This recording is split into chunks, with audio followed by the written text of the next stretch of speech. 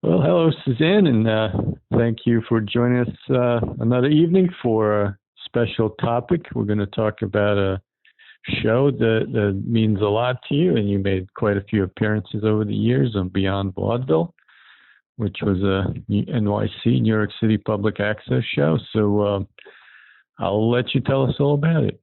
Well, don't be afraid to ask questions if you want to.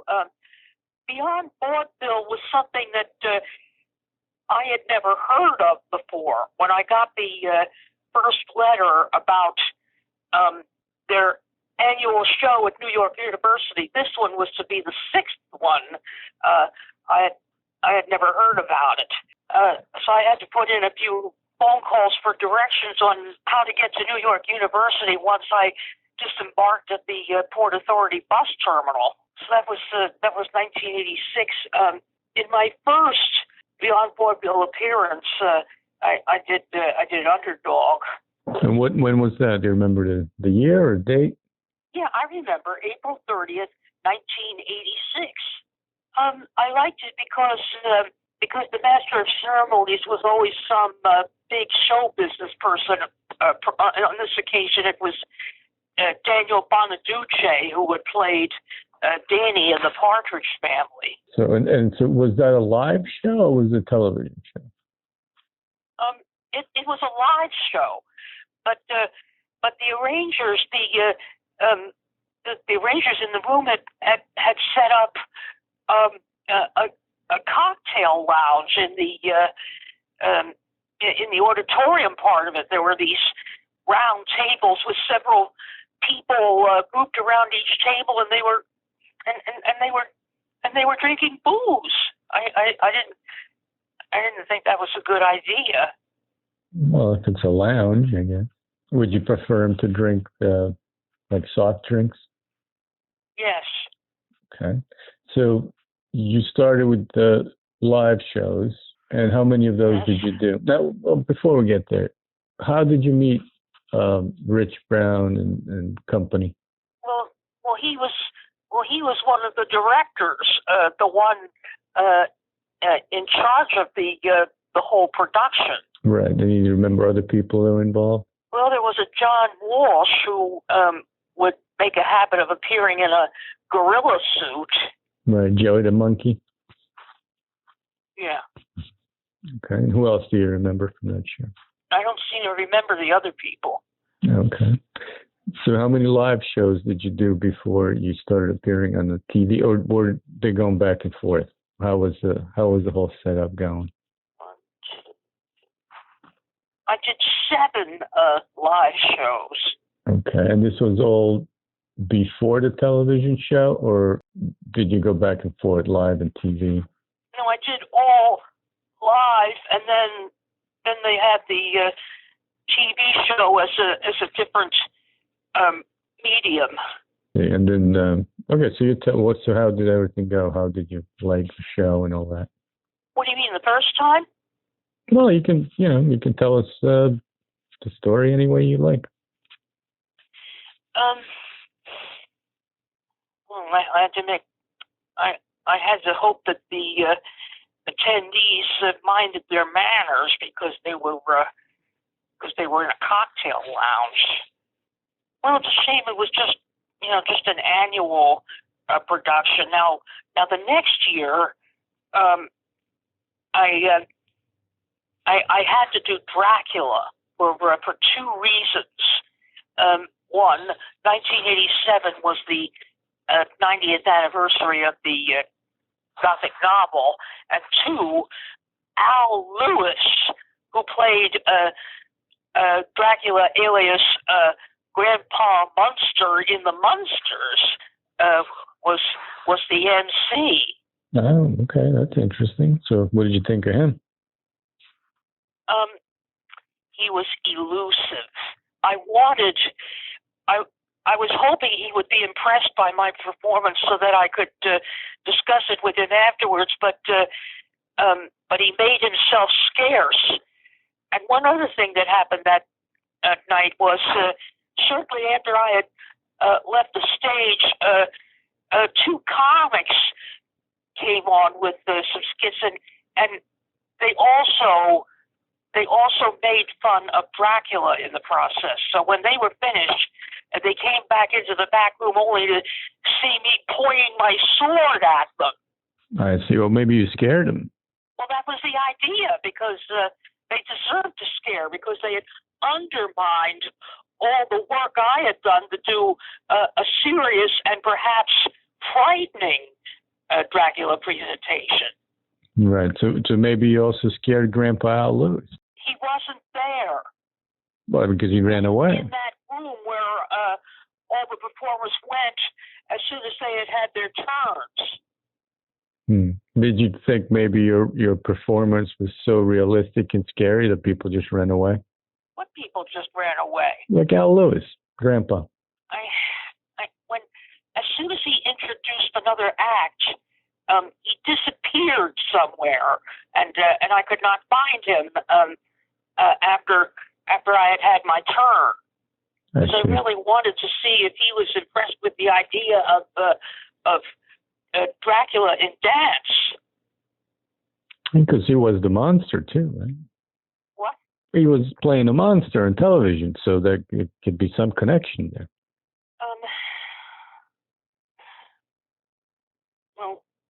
Well, I didn't.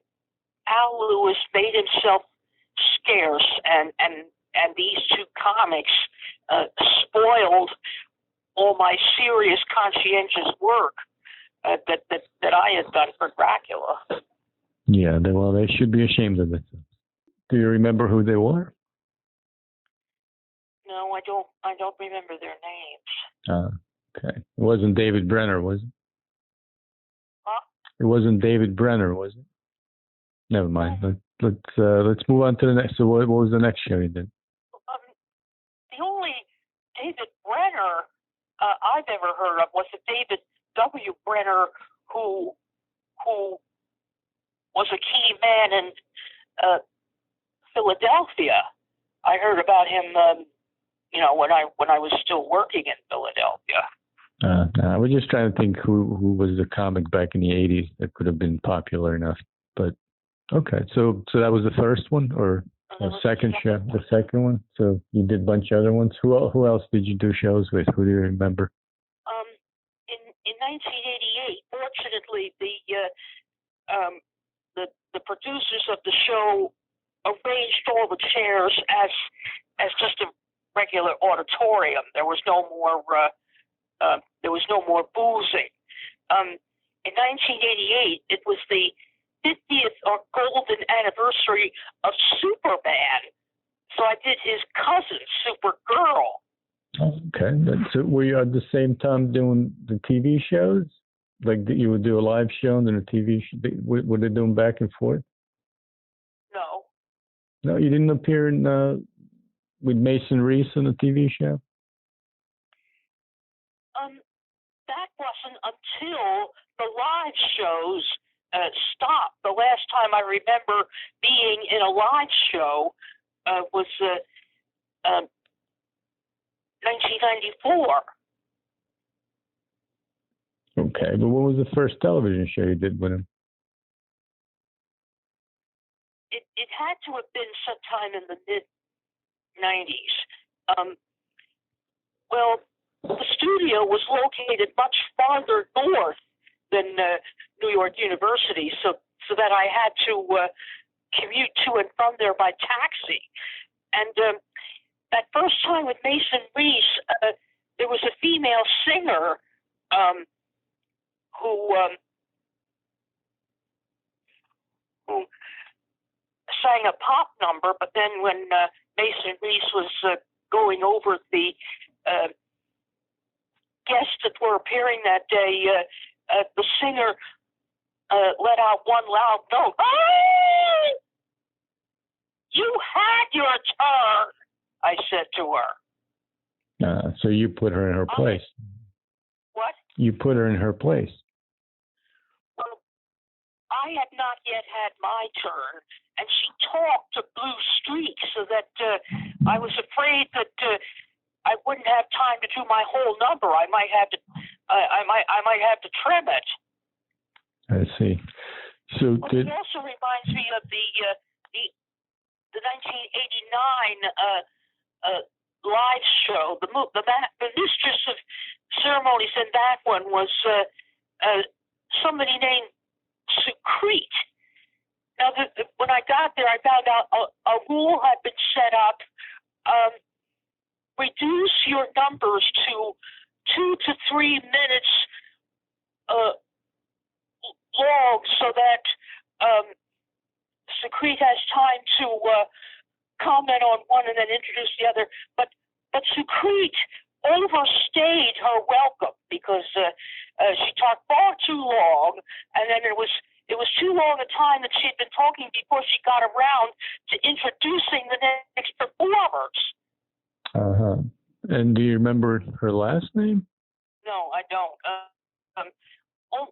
Only the name Secrete was printed on the programs. Because the only Secrete I remember from back in those days was Secrete Gable. Well, that might have been her. Was involved in, I guess, Mayor Koch, some kind of scandal. But I could be wrong, a different person, so I don't know. Could be a different Secrete. But I can't think of anyone else named Secrete at the time. So. All right. So what else? How were you treated on the show? Did you like appearing in those shows? You did quite a few of them.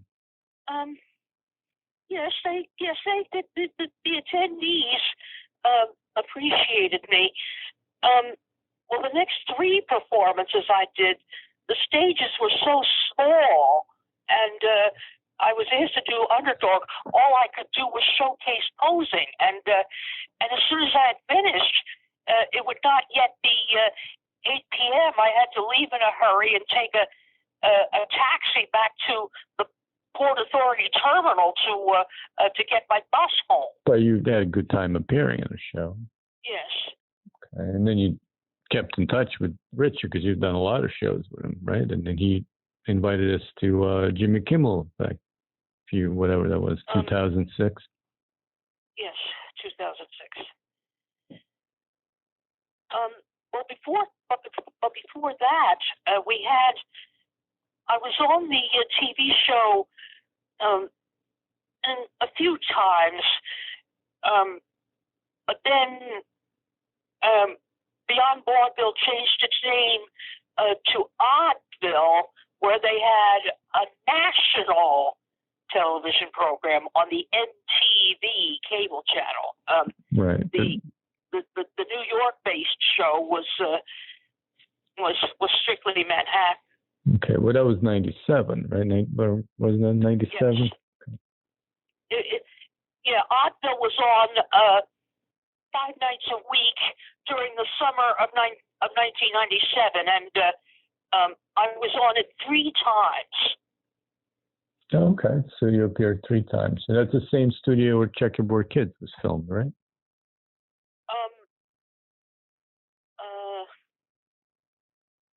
No, it wasn't. No? It was a place called Astoria Studios. Each time I was to be on Oddville, I was told to report to this big, tall building in New York. I forget its name, and I just sat there for 2 or 3 hours before we gathered ourselves together and went in a car across, I think it was the East River, to Astoria Studios. Okay, well, that's in Queens, yeah. Astoria is in Queens. Yeah. Well, the last time I was on Oddville, Phil got married on it. Ah, that's right. Yep, I remember that. I actually did see that episode. And you sung. I remember seeing it, yeah. Well, it was turned into a battle of wits because Phil had asked me to sing a song. We've only just begun. Okay, so I began singing, but then one of the men among the guests put a balloon over his head and began inflating it. So the camera was on me more than it was on this prankster, so that anytime anytime that segment is replayed, audiences will see me cowering and grimacing, putting hands to my ears, and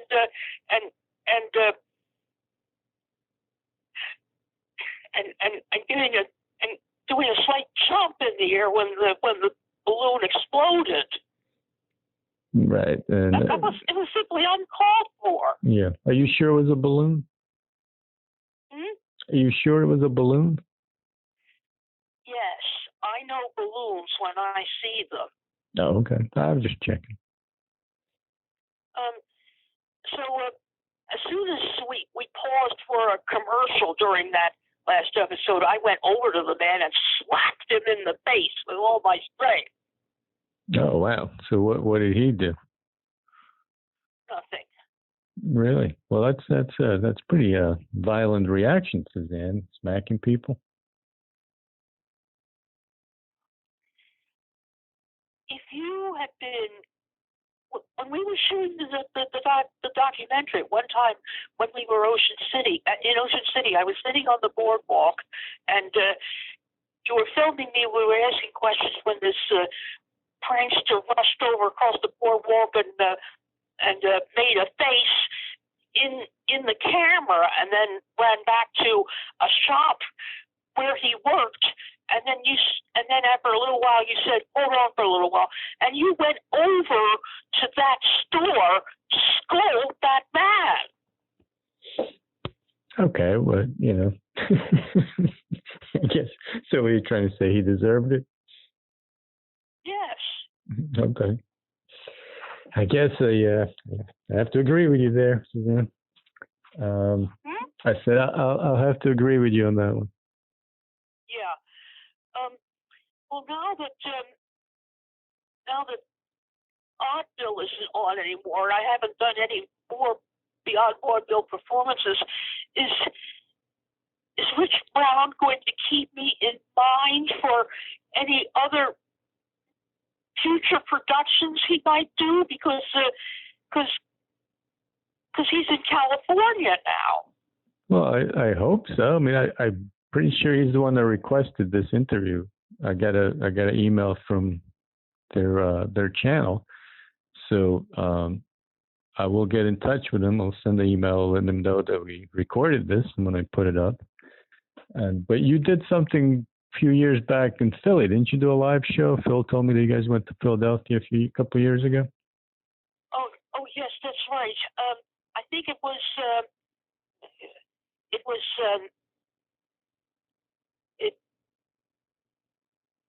4 years ago. Many of the Beyond Vaudeville people were there, plus a couple people I didn't recognize. It was in Philadelphia. It was in the Mausoleum of Contemporary Art. Those are all good memories. You had good experiences with Rich Brown, John Walsh, and David Green, right? That was another host, a co-host, right? David Green? Yeah, yes. Okay. So any interesting anecdotes? Did you have any interesting interaction with other famous guests that maybe you smacked around or yelled at or scolded? Well, in 1988, when I finished my Supergirl number, I said into Adam West's ear, "Batman meets Supergirl," but some people mistakenly thought I was kissing him. Oh, well, they heard you. They probably thought you were coming on to them. They could have, if they heard what you said, they could have had an impression that you were coming on to them. I didn't do it until after I was finished. Well, I know, but it could come across as that. Well, nothing happened as a result of that. Oh, so do you think you and Adam West would have made a good couple? Well, I hoped he would remember me in the years afterward. I see. But what were you were hoping that you can team up? No. No? I just hope that maybe sometime there would be another show which he was the MC and he remembered what I had done and he'd have me do either the same thing or something else. All right. Okay. So who else did you appear on the show? I know you had the incident with Tom Arnold.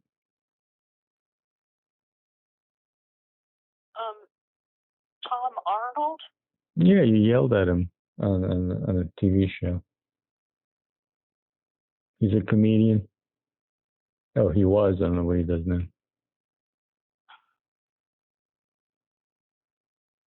It's in the movie. I actually put that clip in the film. Who was Tom Arnold? I don't remember. He was sitting next to you, and he mentioned your least favorite person, and then you got mad at him.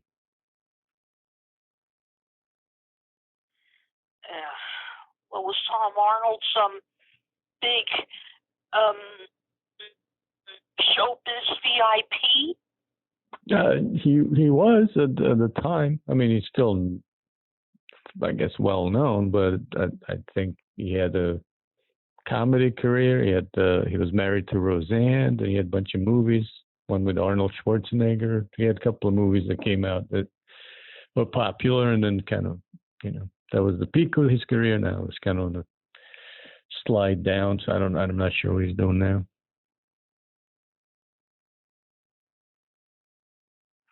You don't remember that at all? No. Okay. Well, who do you remember? Why don't we talk about people you actually do remember? I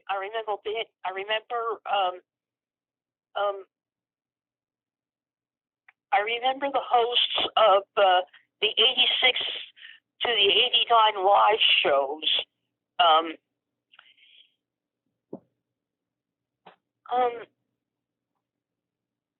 I think in either 1990 or 1991, there was a famous short man who was the MC. And who was that? I don't remember. So he was just a dwarf, but you don't know who it was?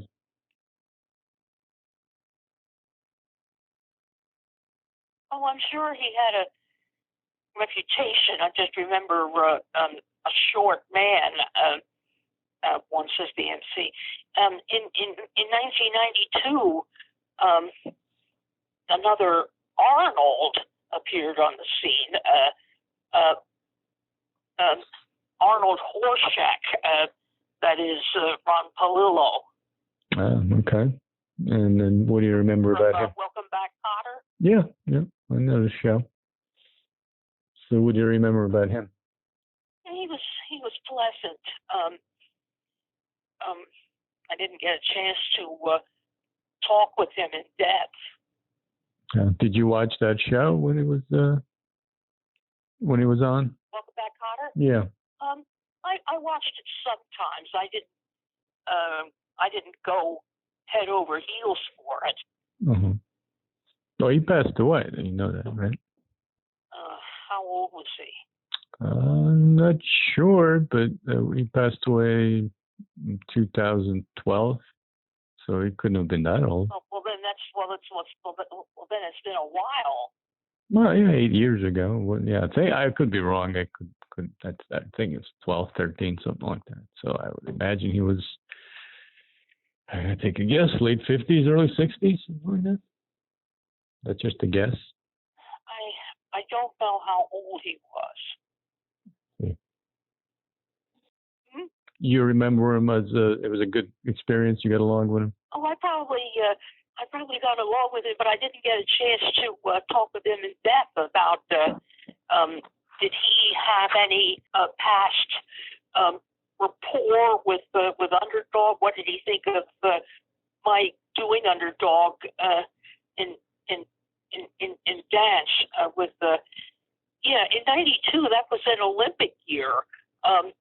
I made my number into a balancing act, but I could balance myself only on a painted line or the place where a bunch of tiles came together to make a long straight line. So that's all you can do? What? That was it? You couldn't do anything else? I had limited time. Okay. So who else? You did a show with Pat Cooper once, didn't you? The comedian? Pat Cooper. Where was that? I don't know. I think that you did a show, live show with Pat Cooper. So I don't know. I could be wrong, but I remember you. Didn't you mention Barbara Feldon and Pat Cooper to me once? But that was a long time ago, so I could be wrong. So where do we go now? I don't know. What else do you remember? Is that it? You don't have any other notes? That's it. Now the question comes whether Rich Brown will engage me in any more of his projects. Well, it depends. I guess what he's doing. I'm not sure what he's up to these days. But of all the famous people you appeared in that show, that's all. You don't remember anyone else? Just Al Lewis and Danny Bonaducci and Adam West.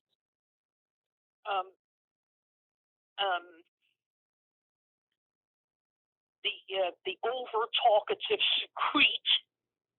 Okay, well, it's probably Secrete Gable, but I don't remember much about her except that she was sort of notorious about a scandal involving Ed Koch's administration, but that was a long time ago, so I don't remember the details. And Tom Arnold incident, you don't remember yelling at him, pointing finger at him? Where was I supposed to have done him? I was not the live show. No, I think it was a TV show. We used the clip in the movie, but okay. Let's see. So that's it. So how many shows altogether did you do? How many live shows? How many TV shows? I did 7 live shows. I think 3 or 4 TV shows and 3 times on Oddville. Okay, but I saw one episode when you were on MTV and it was an all-girl singing group. Remember that? Oh yeah, Wild Orchid. They admired my work and they said they would get in touch with me to see if I could guest appear with them at some other times, but they never contacted me again. Oh, well, that's a shame. Yeah, one of them is really, really famous now. Her name is Fergie. But the name Fergie is also one of the women in England's royal family. Well, I'm sure there's more than one Suzanne. You know, there's many Suzannes, right? Yes, I just remember a member of the royal family being named Fergie. Yeah, that's true. That was the Duchess of York who married that imbecile Prince Andrew, I think. I don't remember. Yep, I'm pretty sure that's what it is. But anyway, she if you come across Fergie, maybe she'll remember you and give you a big break because she was in Wild Orchid and now she's really, really famous. And Duchess of York is she's a former I guess sister-in-law in Princess Diana, right? What was that again? You said you remember Fergie, Sarah Ferguson, who was at the time, married to Prince Andrew, Prince Charles's brother, who was married to Princess Di, right? Yeah. And Prince Andrew is now a notorious child molester, of all things. A notorious what? A child molester. Who? Prince Andrew. Oh, golly. Yeah, he was hanging out with Epstein on his island and his many other houses and so on. Anyway, different story. So what else? Should we wrap it up? That's all you remember? You don't have anything to say in closing to Rich Brown or anybody else from that show? I want to thank Rich Brown for having had a large part in making my Jimmy Kimmel appearance possible, and that he was there at the studio and keeping an eye on me all the time. And I wish that he will use me in some suitable future projects of his. Well, I hope so too, because he did give you a lot of opportunity to showcase your talents over the years. Yes. And certainly was very generous with the invitation to the Jimmy Kimmel Show and so on. Mm-hmm. Right. So, all right. Is that the closing of tonight's episode? Yes.